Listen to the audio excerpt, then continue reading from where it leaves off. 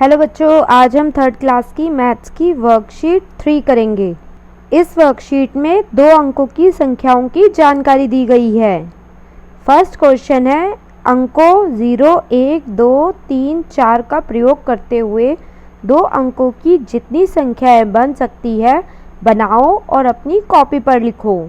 तो बच्चों 0, 1, 2, 3, 4 को प्रयोग करके 2 अंकों वाली कुछ ये संख्याएं बन सकती है, जैसे 10, 12, 13, 14, 20, 21, 23, 24, 30, 31, 32, 34, 40, 41, 42, 43। और अगर रिपीट करें हम अंकों को तो 11, 22, 33 और 44 संख्या भी बन सकती है।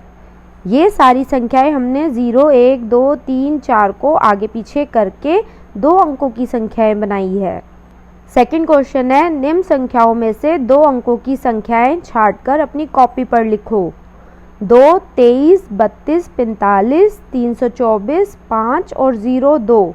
इन सब में से 2 अंकों वाली संख्याएं हैं 23, 32 और 45। 0, 2 अंकों वाली संख्या नहीं है। क्यों? क्योंकि अगर किसी संख्या के आगे 0 लग जाता है तो उसकी कोई वैल्यू नहीं होती, उस 0 की कोई वैल्यू नहीं होती। 0, 2 का मतलब होता है 2। अगर यहाँ पे 0, 5 लिखा होता तो उसका मतलब होता 5। समझ आया? किसी संख्या के आगे अगर 0 लग जाती है तो उसकी कोई वैल्यू नहीं होती। थर्ड क्वेश्चन है, अंकों 3, 5, 0, 9, 1 का प्रयोग करते हुए 2 अंकों की निम्न संख्याएं बनाओ। सबसे बड़ी संख्या, हमें सबसे बड़ी संख्या बनानी है 3, 5, 0, 9, 1 का प्रयोग करके। तो सबसे बड़ी संख्या बनेगी 9, 5, 3, 1, 0 यानी 95,310। ये हमने कैसे बनाई?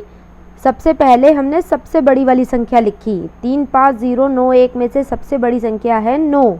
फिर उसके बाद उससे छोटी संख्या लिखी जो है 5।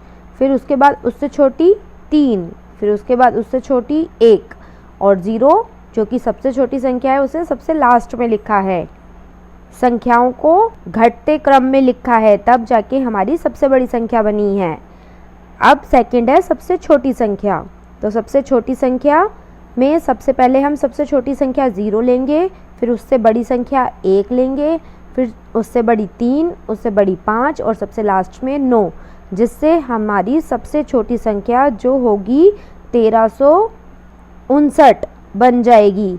0 सबसे आगे लगा है तो उसका कोई मतलब नहीं होता, उसे हम काउंट नहीं करेंगे। ये पढ़ेंगे 1, 3, 5, 9 यानी 1359। फोर्थ क्वेश्चन है, 2 अंकों की सबसे बड़ी संख्या लिखो। 2 अंकों की सबसे बड़ी संख्या होती है 99।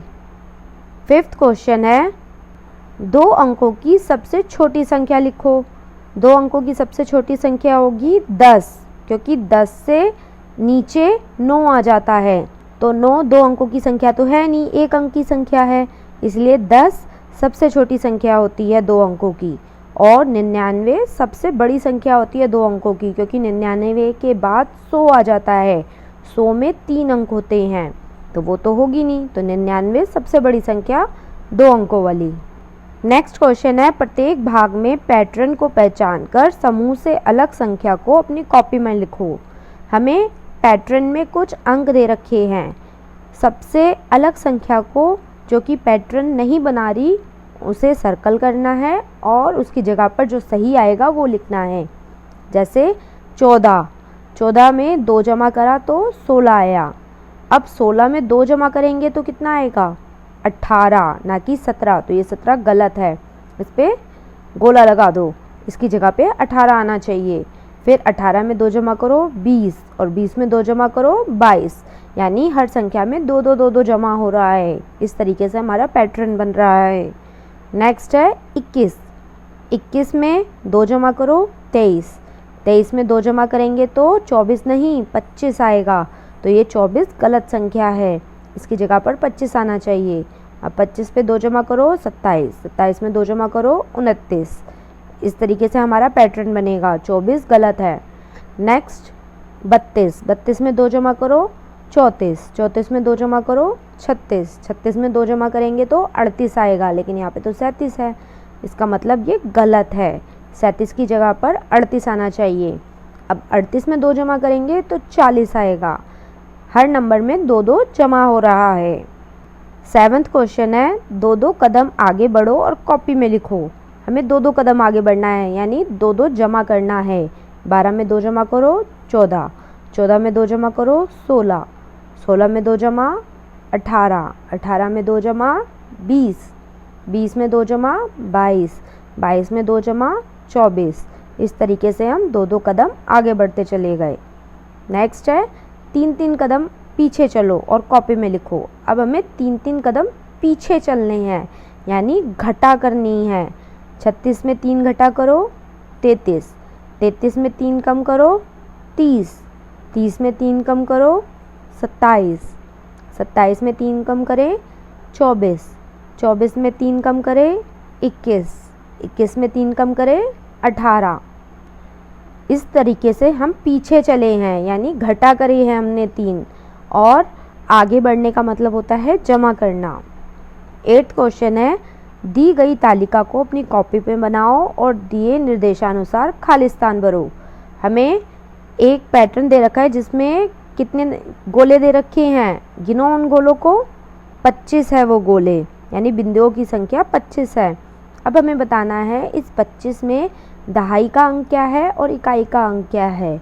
तो बच्चों, दहाई का अंक होता है जो पीछे से दूसरे नंबर पर आता है। जैसे 25 में इकाई का अंक 5 है, क्योंकि 5 पीछे से सबसे पहले है, और 2 दहाई का अंक है। क्यों? क्योंकि इकाई के बाद दहाई आता है जब पीछे से चलते हैं। तो 25 में 5 इकाई का अंक होगा और 2 दहाई का अंक होगा। नेक्स्ट में बिंदियां हैं 30, 30 में इकाई का अंक 0 होगा और दहाई का अंक 3 होगा, क्योंकि पीछे से गिनना चालू करते हैं तो पीछे से अंकों में इकाई आता है, फिर इकाई के बाद दहाई आता है। नेक्स्ट बिंदियां हैं 20, 20 में इकाई का अंक 0 होगा और दहाई का अंक 2 होगा, क्योंकि सबसे पीछे 0 है, फिर उसके आगे 2 आ रहा है। इकाई दहाई ऐसे चलते हैं, तो 0 इकाई 2 दहाई है 20 में। नेक्स्ट बिंदियां है 15, 15 में 5 इकाई है और 1 दहाई है। 9th क्वेश्चन है, कॉपी में चित्र बनाओ और खाली स्थान भरो। हमें पैटर्न को पूरा करना है। देखो 5 का टेबल चल रहा है, 5, 10, 15, 20 और 25। ये भी एक पैटर्न है। क्यों? क्योंकि इसमें 5-5 जमा होता जा रहा है। 5 में 5 जमा करो 10, 10 में 5 जमा करो 15, 15 में 5 जमा करो 20, 20 में 5 जमा करेंगे तो 25। 10th क्वेश्चन है, पैटर्न पूरा करो। हमें पैटर्न पूरा करना है। 22, 22 में 4 जमा कर रखा है, तब जाके 26 आया है। 26 में 4 जमा करेंगे तो 30 आएगा। 30 में 4 जमा करेंगे तो 34 आएगा। 34 में 4 जमा करें 38, 38 में 4 जमा करें 42, 42 में 4 जमा करें 46। इन पैटर्न में 4-4 जमा होता जा रहा है। नेक्स्ट है 30, 30 के बाद 33 आ रहा है, इसका मतलब 30 में 3 की जमा है। फिर 33 में 3 जमा करेंगे तो 36, 36 में 3 जमा करेंगे तो 39, 39 में 3 जमा करो 42, 42 में 3 जमा करेंगे तो 45, और 45 में 3 जमा करेंगे तो 48। यानी खा वाले में 3 हर संख्या में जमा हो रहा है। इस तरीके से ये हमारा पैटर्न बन रहा है। पैटर्न का मतलब ही होता है कि एक संख्या हर नंबर में या तो जमा हो या घटा हो या गुणा हो या भाग हो। तो बच्चों, ये थी हमारी क्लास 3rd की मैथ्स की वर्कशीट 3। आप हमारे चैनल को सब्सक्राइब ज़रूर करिए और बेल आइकन को क्लिक करना ना भूलें, ताकि जब भी हम वीडियोस डालें आपके फ़ोन में नोटिफिकेशन आ जाए।